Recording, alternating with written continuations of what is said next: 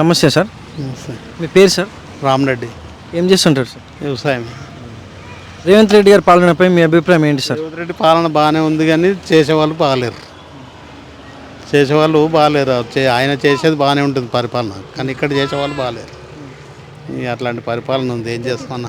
ఆ చెరువు నిండి ఆ గలీజ్ నీళ్ళు వచ్చి, డ్రైనేజ్ నీళ్ళు వచ్చి చెరువు మొత్తం పాడైపోయింది. అది చెరువు పై అవి డ్రైనేజ్ నీళ్ళు వస్తున్నాయి, పైప్ లైన్ వేసి అందులో గలపక మొత్తం డ్రైనేజ్ నీళ్ళు వస్తున్నాయి, నిండా అయింది అది మొత్తం. ఆ చెరువు ఏ చెరువు 3 చెరువులు పాడు మొత్తం ఏం లేకుండా పోయినాయి. ఇంకా దాన్ని ఐటెం పట్టించుకున్నవాడు లేడు.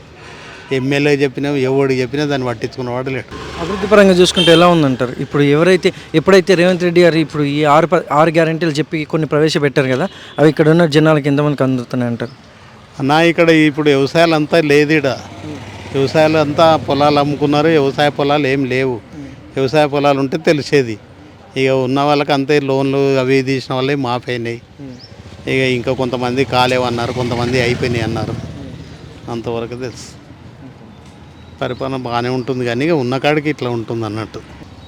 మరి గతంలో కేసీఆర్ గారి పాలన ఎలా ఉంటుండే సార్? ఇక ఈ రాజకీయం వాళ్ళది అంతా ఇదే ఉంటుంది అన్న. మనకు ఎవరిది అనేది ఏముంటుంది, చేసిన వాడిని మంచిగా చేసిండు అనుకుంటాం, చేయని వాడు చేయలేడు అనుకుంటాం. అంతకంటే ఈడు చేసిండు ఆయన చేయలేడు అనేది ఏం లేదు, ఆయన చేసిండు ఏం చేసిండు అనేది ఏం లేదు. వాళ్ళు ఎట్లో వాళ్ళు గెలిచినాక చేస్తున్నమాట, గెలిచిన తర్వాత ఇంకా అందరూ అంతే ఇంకెవడేం లేదు.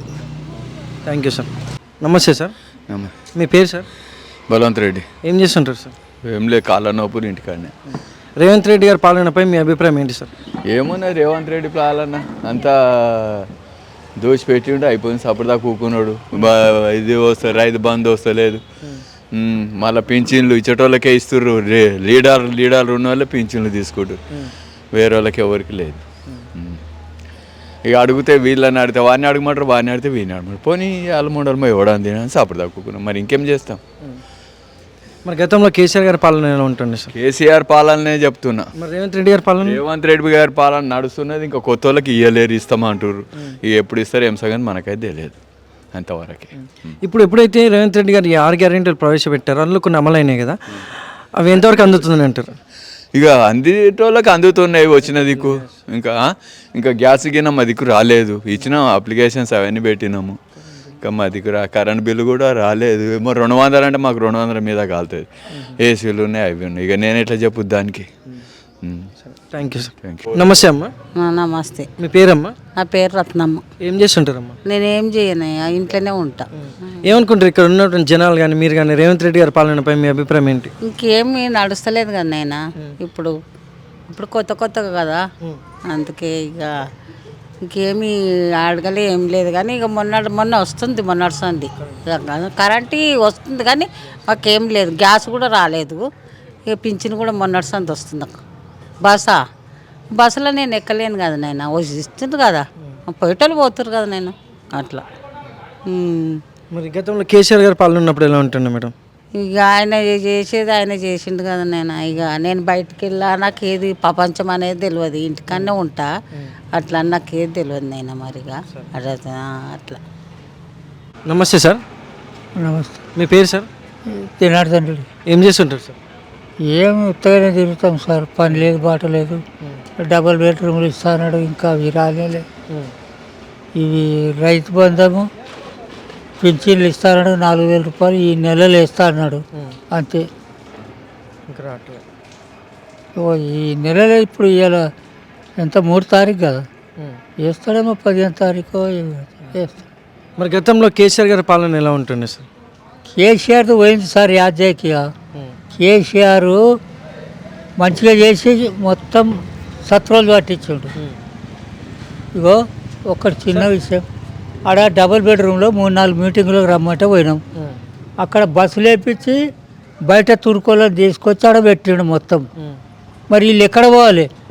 కొంచెమని ఇవ్వాలిగా తెలంగాణలో. వాళ్ళకి ఒక్కట్లేదు, 2 మొత్తం తురుకోళ్ళని నింపిండాడ.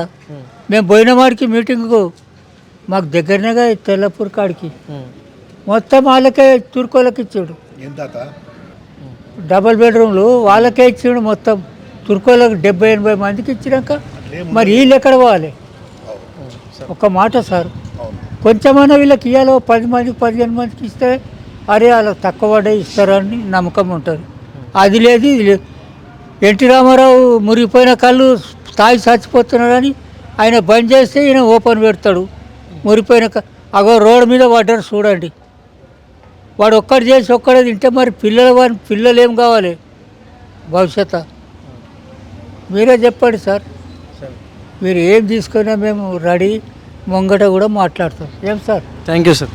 గెలిచిర్రు. నమస్తే సార్. చెప్పండి సార్. Good me morning. పేరు సార్? సంతోష్ అండి. ఏం చేస్తుంటారు సార్? నేను ప్రైవేట్ జాబ్ చేస్తుంటాను. రేవంత్ రెడ్డి గారి పాలనపై మీ అభిప్రాయం ఏంటి సార్? రేవంత్ రెడ్డి గారి పాలన పైన అంటే 1 year అయింది స్టార్ట్ అయ్యి గవర్నమెంట్ అనేది. మేము అనుకున్నది కూడా ఏంటంటే పెన్షన్ మా బాబుది కొద్దిగా మెంటల్ రిటైర్ ఉన్నాడు మా బాబు. పెన్షన్ కోసం చెప్తే ఇప్పుడు దాకా పెన్షన్ కూడా పెంచలేదు. ఆ బస్సు ఒకటి పెంచినారు, అది ఎందుకు పెంచినారో నాకు ఇప్పుడు అర్థం కావట్లేదు. ఆల్రెడీ ఆర్టీసీ లాస్లో ఉన్నది. ఏదో కొంతమందికి వికలాంగులకి వాళ్ళకి వీళ్ళకి ఫ్రీగా పెడితే బాగుంటుండే. లాస్ ఉందని తీసుకొచ్చి ఇంకా లాస్ చేయడం అంటే దాని కోసం కొద్దిగా ఆలోచన చేయాల్సింది. జీడీ కాకుండా కొద్ది డిస్కౌంట్ అని పెడితే బాగుంటుండే అని నా పర్సనల్ అభిప్రాయం. అంతే, దాని నుంచి ఇంకేం లేదు. ఇప్పుడు రాష్ట్రం ఏ విధంగా అభివృద్ధి జరుగుతుందంటారు? ఎక్కడ అభివృద్ధి జరుగుతుందండి? ఏ కొనాలి అభివృద్ధి చేయడం? ఒక క్వశ్చన్ చెప్పిన నాకు, ఏ కొనాలి అభివృద్ధి జరుగుతుంది? ఉన్న కాడికి ఇక్కడికి లేదు అసలు. అభివృద్ధి అనేది ఎక్కడ చూపిస్తలేదు అసలు మనకి. ఎక్కడ ఏం కంపెనీస్ వచ్చినాయి మనకి, ఎక్కడికి నుంచి ఏం ఫండ్స్ వస్తున్నాయి మనకి, ఎక్కడి నుంచి మనకి ఏమన్నా వస్తుందా, ఏమన్నా ఆర్గనైజేషన్ పెట్టినారా ఏమన్నా? ఇక్కడ నాకైతే నా పర్సనల్ ఒపీనియన్ ఏంటంటే నాకైతే ఏం అభివృద్ధి వచ్చినట్టుగైతే కనిపిస్తలే. కానీ అంత డైవర్షన్. ఒక అసెంబ్లీలో ఒక పుష్ప గురించి మాట్లాడేది ఏందని అర్థం కాదు. అంత టైం వేస్ట్ చేస్తుంటే ప్రజల టైమే అంతా. ఆ టైంలో స్పెండ్ చేసే బదులు ఇంకేమైనా గురించి మాట్లాడుకుంటే ప్రజలకి పనికొచ్చేది. ఆ పుష్ప ఆయన యాక్టరు, ఆయన ఏమైనా చేసుకుంటున్నాడు, అది మాట్లాడే అవసరం అసలు అసెంబ్లీలో దాని గురించి మాట్లాడే అవసరం అసలు? I think that is route అండి. అసలు మాట్లాడకూడదు ఆ పుష్ప సినిమాల గురించి, దాని గురించి. ఏదో నీకేమన్నా పాపం అయితే యాక్సిడెంట్లీ అయిపోయింది, మేము సపోర్ట్ చేస్తున్నాం, చేసుకుంటే అయిపోయి. కానీ అసెంబ్లీలో అంటే అలాంటివి ఎంటర్టైన్మెంట్ గురించి మాట్లాడడం, కొన్ని రోజులు అట్లా టైం పాస్ చేస్తున్నారు, కొన్ని రోజులు ఏమో వేరేగా టైం పాస్ చేస్తున్నాం. అసలు ఎక్కడి నుంచి అభివృద్ధి అవుతుందో ఏంటో అర్థమే కావట్లేదు నాకు. అసలు టైం పాస్ చేసేవాడు అవుతుంది తప్ప I don't think something is going to happen in the future చెప్పేసి నాకు అనిపిస్తలేదు. ఇప్పుడు ఆయన గెలిచి సంవత్సరం సార్. ఇప్పుడు ఆయన ఇంతవరకు రద్దు బంధువుకి వేస్తానని వేయలేదు. గరీబ్ వాళ్ళందరినీ ఇప్పుడు చేస్తుండు, వేసిండు. కేసీఆర్ మంచిగా వేసిండు, ఎక్కడికి 5 ఏళ్ళు వేసిండు ఇంతవరకు. ఇప్పుడు 5 ఏళ్ళకి లేవు. ఇప్పుడు ఆయన మొత్తం పట్టణాల పట్టు పోతున్నాం వల్ల అప్పుల పాలై అంతే.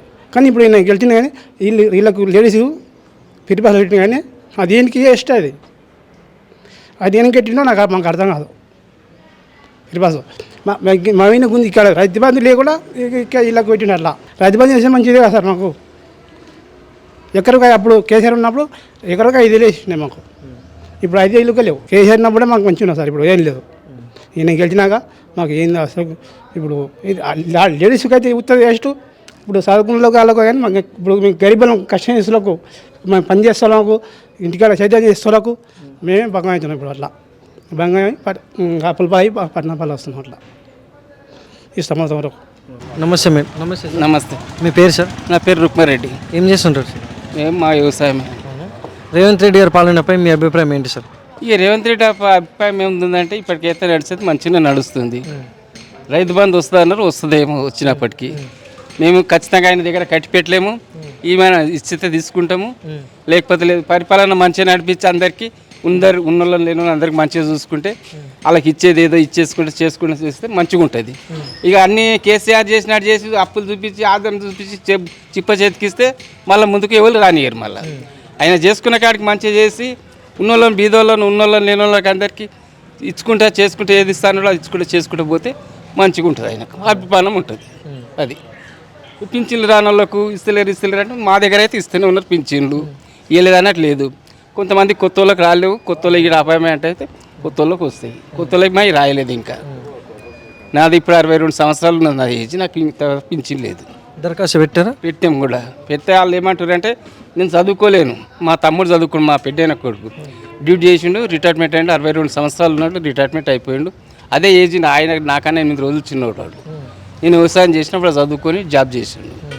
వాని ఏజ్ నా ఏజ్ ఒకటే ఏజ్. ఇక అదే పెట్టేసా కూడా అది నడవదని మాట్లాడతాం. ఈ దీంట్లో ఆరోగ్యశ్రీ కార్డుల ఆరోగ్యశ్రీ అంటారు, ఇంకా ఆధార కార్డులు ఎంత పడుతుందో దాన్ని బట్టి మాట్లాడుతున్నట్టు. అడ్డగోలుగా మాకు తెలియక ఎంతనో మాకు తెలియదు అని చెప్తే వాళ్ళు రాసుకున్నారు, అదే లెక్క వేసారు మాకు అంతే. మరి అయితే గతంలో కేసీఆర్ గారి పాలన ఎలా ఉంటుండే సార్? కేసీఆర్ పాలనలో కూడా రానేలేదు, అప్పటి నుంచి మొత్తుకుంటున్నామో నాకు రానేలేదు.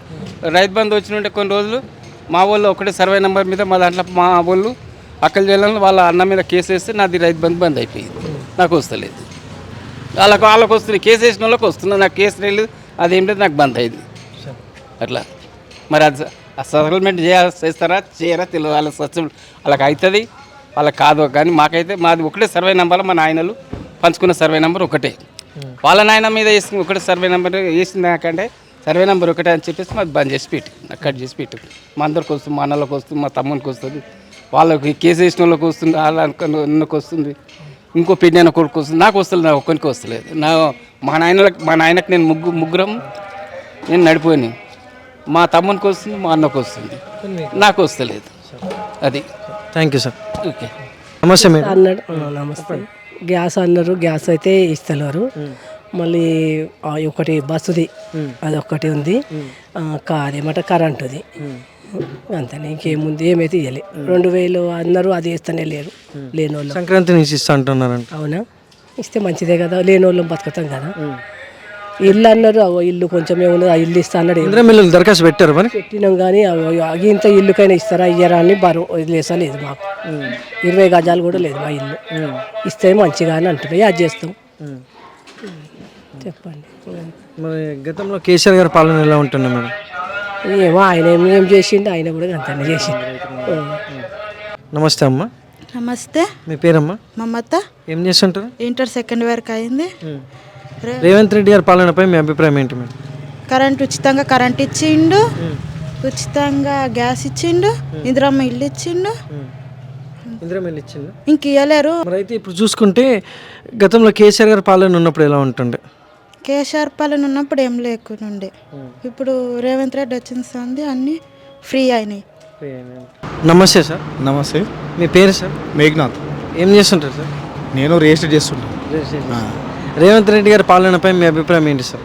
చెత్త పాలన, డైరెక్ట్ చెప్పాలంటే అసలు పాలన అసలు ఇప్పటిదాకా చూడని పాలన. అంటే ఈ గత 10 years నుంచి పాలన చూస్తే, కేసీఆర్ పాలన చూస్తే చాలా డిఫరెంట్గా ఉంది. ఇతను చూస్తే చాలా చాలా అంటే చాలా దరిద్రంగా ఉంది. అంటే రియల్ ఎస్టేట్ ఏ విధంగా అయిందంటే కంప్లీట్గా జీరో అనమాట. ఇప్పుడున్న అభివృద్ధి పథకాలు అలాగే అభివృద్ధి ఎలా ఉందంటారు మన రాష్ట్రంలో కూడా? ఏముందండి, ఏమైనా అభివృద్ధి చూపెట్టండి. చిన్న మాట. ఇప్పుడు 60 సంవత్సరాల నుంచి గత 60 సంవత్సరాల నుంచి వాళ్ళు చేయలేని డెవలప్మెంట్ కూడా 10 yearsలో కేసీఆర్ చేసి చూపెట్టాడు. కానీ ఇతని పాలన అయితే ఇప్పుడు వరకు మనం చూసినట్టు ఇప్పుడు వరకు 8 నెలలు 9 నెలలు లేకపోతే 10 నెలలు అవుతుంది. సో ఇప్పుడు వరకు అయినా సరే అది రైతు బంధు కొంతమందికి పడింది, కొంతమందికి రుణమాఫీ అన్నారు, ఏదో అన్నారు, కానీ ఇప్పుడు దాకా చేసింది లేదు. అంటే మ్యాక్సిమం కొంతమందికి పడ్డదనుకో. ఇప్పుడు మ్యాక్సిమం ఒక 100%లో ఒక 70%, 60% వాళ్ళు, మిగతా 40% గల వాళ్ళకు అనేది రైతు బంధు అయినా సరే, రుణమాఫీ అయినా సరే అలాంటిది కూడా ఏం కాలేదన్నమాట. అట్లా. మరి గతంలో చూసుకుంటే కేసీఆర్ గారి పాలన ఎలా ఉంటుంది సార్? నేను చెప్తున్నాను కదా, కేసీఆర్ అనే పాలన అనేది సూపర్. అసలు మామూలు అసలు దాన్ని తీసేదే లేదు. అంటే ఏంటంటే వాళ్ళ పాలన పోవడానికి కారణం ఏంటంటే కొంచెం వాళ్ళ అహంకారం అనేది కొంచెం ఎక్కువైంది కాబట్టి, దానివల్ల తప్ప వేరే విషయంలో అయితే ఎటువంటి ప్రాబ్లం అయితే ఏం లేదు. ఇప్పుడు రాష్ట్రంలో కాంగ్రెస్ హయాంలో ఉన్న అభివృద్ధి జరుగుతుందంటారా? నేను ఇప్పుడు వాళ్ళు వచ్చారు, ఒక 10 నెలలు అయింది. ఇప్పుడు అభివృద్ధి అంటే ఇప్పటి వరకు అయితే ఏం లేదు. సరే కొంచెం చూస్తున్నారు. ఇప్పుడు ఇంకా 5 years ఉంది కాబట్టి వాళ్ళ అభివృద్ధి ఏ విధంగా ఉంటుందో మనం వెయిట్ చేసి చూడాలన్నమాట. అట్లా. Thank you sir. Okay, thank you. నమస్తే సార్. నమస్తే అండి. మీ పేరు సార్? చంటి సార్. ఏం చేస్తుంటారు sir? Auto driver. Revanth Reddy గారి పాలనపై మీ అభిప్రాయం ఏంటి సార్? ఏంటి సార్, ఇంతకుముందు నేను ఇప్పుడు జస్ట్ 27 years, నాకు ఇలాంటి పాలన ఎప్పుడు చూడలేదు యాక్చువల్గా. ఎలాంటి పాలన వచ్చిందండి యాక్చువల్గా చెప్పాలంటే. ఇప్పుడు బస్సులు ఫ్రీ చేశాడు. మొత్తానికి ఆయన అనుకున్నాడేమో ఆటోలను ముంచేయాలని, వచ్చాడు బస్సు ఫ్రీ చేసిండు, మళ్ళీ హైడ్రా తెచ్చిండు, అదొకటి అయిపోయింది. మళ్ళీ ఆటోలు అసలు ఏమాత్రం అసలు టోటల్ లాస్ అండి మొత్తానికైతే.